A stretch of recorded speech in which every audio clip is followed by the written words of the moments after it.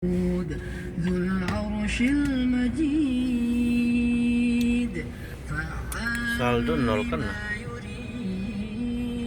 Saldo masih nol, tapi ngantri, tapi tetap harus ada saldo. Gitu.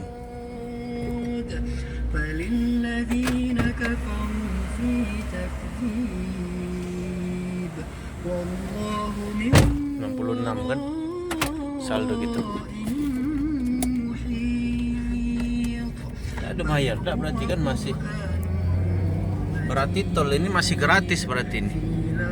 Mana kopi sah? Boleh. Tol Palembang Kayu Agung masih gratis. Harus ada saldo. Tapi harus ada saldonya. Kalau udah kasih saldo enggak bisa. Ingatlah untuk yang pengendara lain. Kalau bisa ya, harus ada saldo minimal 50 kalau pribadi. Ya, kita kan berbagi-bagi pengalaman.